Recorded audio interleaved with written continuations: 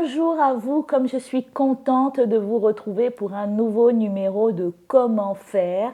Au menu du jour, l'entretien d'embauche. Et oui, mon CV et ma lettre de motivation ont fait leur effet et du coup, le recruteur souhaite me rencontrer. Que dois-je faire pour lui plaire? Quelles sont les clés pour que je décroche cet emploi que je désire tant? En effet, cela nécessite une petite préparation au préalable. Voici les clés pour une réussite totale pour un entretien d'embauche.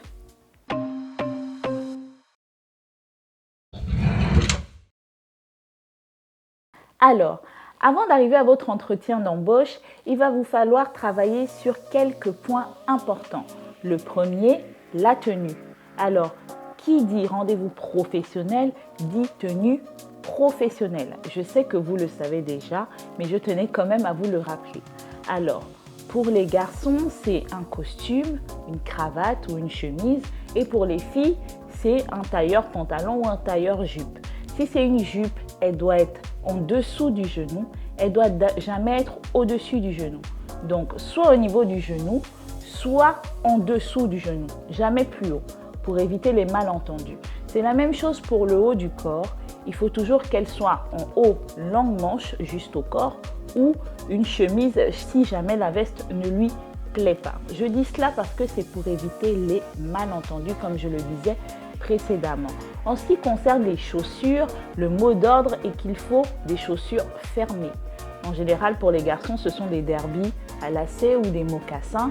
Pour les filles, ce sont des escarpins parce qu'on ne doit pas voir les orteils lorsqu'il faut aller en entretien d'embauche.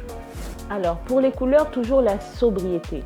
Pas de motifs, ni de dessins, ni de fleurs, toujours des tons unis. Le noir, le gris, le beige, le marron, le bleu marine.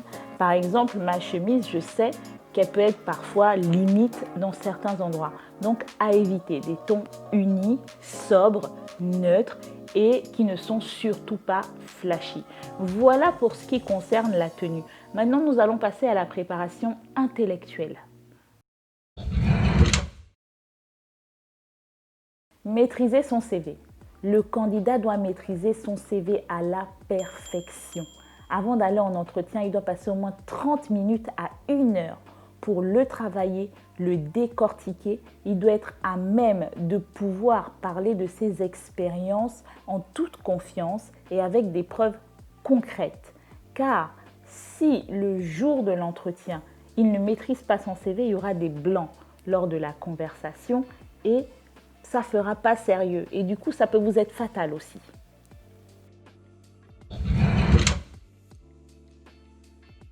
Troisième chose, hormis le fait d'avoir révisé votre CV, il vous faut préparer les questions qui sont susceptibles de vous être posées avant. J'ai fait une petite liste pour vous et on y reviendra plus tard.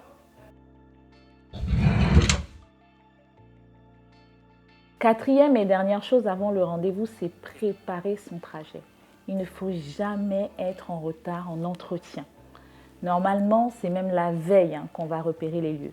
Mais bon, comme je vous connais, je vous dirais d'aller quand même 30 minutes avant pour repérer les lieux. Car normalement, on ne doit pas être en retard. C'est impossible ça, c'est un contrefait. On ne doit pas être en retard. Même si vous dites, oui, j'ai pris 15 à 10 minutes de retard parce que j'ai dû chercher les lieux, la porte. Mais non, le recruteur, ils sont fous de ça. Ils sont fous complètement.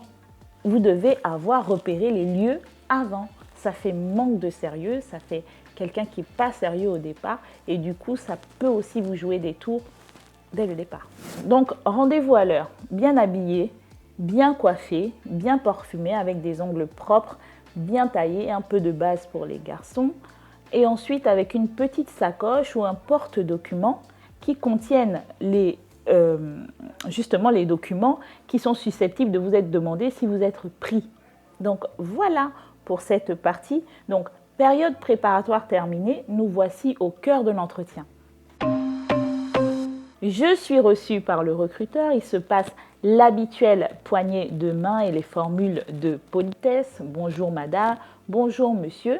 Ce dernier me demande de m'asseoir et ainsi peut démarrer l'entretien.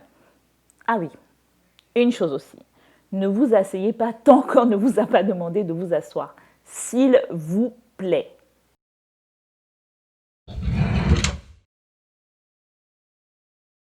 La première, présentez-vous ou parlez-moi de vous. Cela inclut votre nom, votre prénom, votre formation, votre expérience professionnelle. Pas besoin de détailler pendant des heures, il vous faut juste donner 2-3 détails sur vos expériences actuelles et on passe. Vous n'avez pas besoin de tout étaler. Cette présentation doit être expéditive et concise. Je vous donne un exemple. Moi, je m'appelle Imane, j'ai 28 ans et je travaille depuis 3 ans en tant que journaliste dans telle entreprise.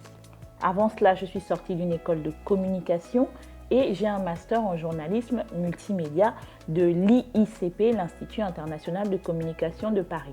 Fin. Deuxième question que l'on peut vous poser, pourquoi avez-vous quitté votre travail ou pourquoi voulez-vous le quitter? Je veux quitter mon travail parce que j'ai l'impression d'avoir fait le tour, j'ai l'impression de stagner, donc j'aimerais relever de nouveaux défis auprès de vous, j'aimerais avoir de nouvelles perspectives d'évolution également. Et je trouve qu'on ne m'offre pas cela dans mon ancien travail. Une autre question aussi, pourquoi nous? Qu'est-ce qui vous intéresse chez nous? Comme je le disais dans la lettre de motivation, je ne sais pas si vous l'avez suivi, mais je disais il faut trouver les points communs. Moi, comme je disais, j'ai un esprit d'équipe. Donc, j'aime toujours rester avec les gens, parler avec les gens. Si je suis seule dans une entreprise, je ne me sentirai pas bien. Donc, j'ai besoin d'être entourée. Et il y a des entreprises qui prônent cela, qui font des réunions, qui font des week-ends à la Pointe de Nid, qui organisent des dimanches brunch, etc. pour que les collègues soient soudés. Donc, moi, je trouve que mon côté esprit d'équipe, plus le fait que vous privilégiez cela, fera en sorte qu'on s'entende très bien. Donc, c'est ça nos points communs. Par quel canal vous nous avez connus? Comme je disais, j'ai vu votre annonce sur le site Indeed ou monster.fr et j'ai sauté sur l'occasion. Il faut savoir aussi que, comme je disais, c'est au feeling. Le recruteur peut vous poser 1 à 2 questions et puis vous êtes parti. Donc, ce n'est pas forcément toutes les questions que je vous mets qui seront dites lors de l'entretien. Alors, celle-là, vous la connaissez très bien. Quelles sont vos qualités? Quels sont vos défauts? Pour la question des qualités, il faut vraiment essayer de se démarquer et ne pas mettre les mêmes qualités que les autres. Dynamique, ponctuel, esprit d'équipe, non, non, non, non, non. Trouvez des qualités rares, inhabituelles. Moi, par exemple, quand je dis curieuse, altruiste, ça veut dire esprit d'équipe, mais altruiste, au moins, ça change un peu. Donc, voilà, c'est agréable à l'oreille du recruteur. En défaut, ne mettez plus le mot perfectionniste, car ça aussi, ils en ont marre. Tout le monde dit perfectionniste, alors qu'en réalité, ce n'est pas forcément ça. Il faut donner un vrai défaut que vous avez et essayer de le tourner positivement. Il y a une recruteuse que j'ai suivie à la télé qui disait, quand la recruteuse lui a demandé, elle lui a dit on dit que je suis hautaine. La recruteuse était choquée. Elle s'est dit non, elle ne m'a pas dit ça, quand même. Et en fait, elle a expliqué, on dit que je suis hautaine, que je n'aime pas parler avec les gens. Mais moi, quand je viens de commencer dans une entreprise, c'est vrai que je suis renfermée parce que je préfère d'abord observer les gens qui sont autour de moi, savoir qui est qui. Et à partir de là, je m'ouvre aux personnes que j'estime qui sont de bonne moralité ou qui sont bien. Et en général, ces personnes-là ne disent pas de moi que je suis hautaine. Donc, elle a réussi à tourner la chose positivement. Et là, la recruteuse est restée bouche bée. Elle a dit « Ah ouais, en fait, c'est un point de vue de certains et pas forcément d'autres. » Donc, trouvez des vrais défauts. Et aussi une autre question, quels sont vos hobbies, vos passe-temps? Je vous dirais que c'est pas une question piège, mais c'est une question qui mérite quand même d'être étudiée au préalable. Moi, par exemple, j'adore la lecture. Tout ce qui est roman et biographie, je bouffe. Quand je vous dis je bouffe, je bouffe. Je ne fais que ça. Mais il faut savoir que cela a une signification. Jouer au football, faire de l'équitation, voyager, tout cela a une signification. Par exemple, aimer la lecture veut dire que vous êtes rêveur et que vous avez une vision large. Jouer au foot veut dire que vous avez l'esprit d'équipe, par exemple. Voyager veut dire que vous êtes curieux, que vous avez l'esprit de curiosité.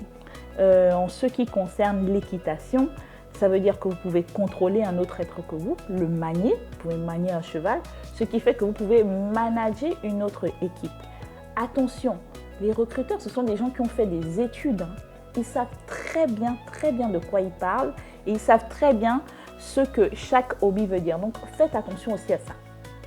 Pourquoi pensez-vous qu'on pourrait vous prendre et pas un autre? Sur cette question, je vous dirais, n'essayez pas de vous défendre. N'essayez pas de vous défendre. Ce n'est pas ce que le recruteur vous demande. Vous allez lui répondre. Je pense que notre entretien s'est bien déroulé. Il n'y a pas eu de couac. Je vous ai exprimé mon parcours, mes qualités, mes défauts. Et avec tout cela, j'espère quand même avoir fait la différence. C'est tout ce qu'on vous demande. Bon, en dernier, il y a aussi d'autres questions qui pourront vous être posées comme êtes-vous véhiculé? Combien mettez-vous de temps pour arriver? Avez-vous des gosses, etc. Tout ça, c'est pour anticiper aussi par rapport aux absences. Alors oui, s'il vous plaît, arrêtez de vouloir sortir comme des voleurs de l'entretien. L'entretien, c'est pas l'enfer. C'est vraiment pas l'enfer. Prenez le temps de demander au recruteur, par exemple, quand est-ce que sa session de recrutement se termine? Quel est le délai de réponse? Est-ce que vous pouvez prendre ses coordonnées auprès de l'accueil, par exemple? Montrez-y de l'intérêt, montrez que vous y tenez à ce travail. Ne soyez pas lourd non plus, hein. Ne soyez pas lourd, mais montrez quand même de l'intérêt. Voilà, notre numéro consacré à l'entretien d'embauche touche à sa fin. Si vous avez des idées de sujets, n'hésitez surtout pas à nous le faire savoir pour que l'on travaille là-dessus. À très bientôt pour un prochain numéro.